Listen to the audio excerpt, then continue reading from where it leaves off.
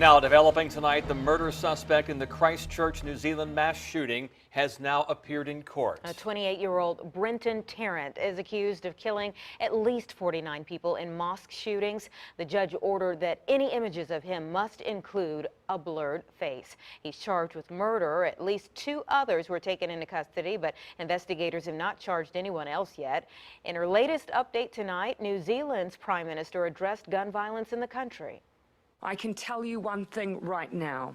Our gun laws will change. Now is the time for change. There are obviously questions being asked of how this person was able to enter the country and undertake this act of terror. Now, the suspect from Australia was not a long-term resident in New Zealand. Authorities have described Tarrant as an immigrant-hating white supremacist. In New Zealand and across the world, mosques are stepping up security.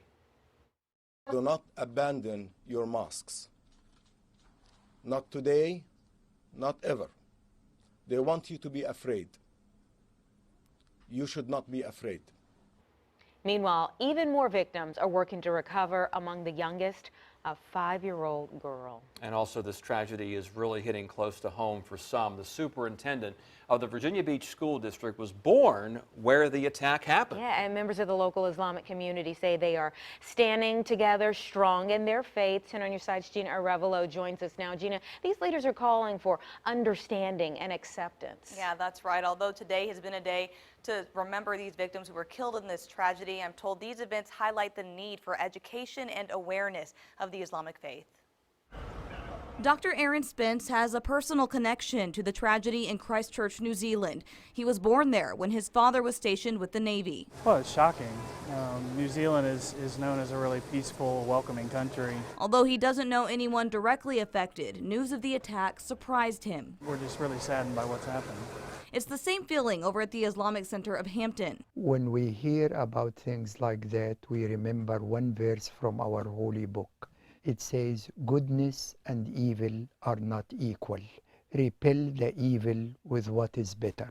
Dr. Ahmed Noor says despite the attack, members aren't wavering. Services went on as usual and law enforcement offered their help. We got a call this morning, do you need any essentially police to be present? The number of people that came to our Friday service today was not any less than previous Fridays.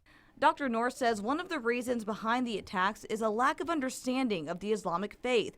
Dr. Spence agrees. I always say that this kind of hatred and anger seems to stem from fear and I think ignorance.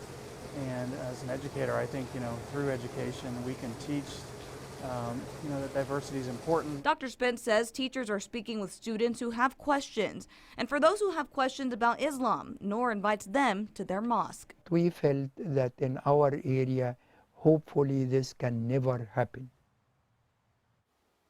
If you're interested in getting a better understanding of Islam, Dr. Noor has developed an education tool on the center's website. We'll have a link for you on our website at WAVY.com. Geena Arevalo, 10 on your side.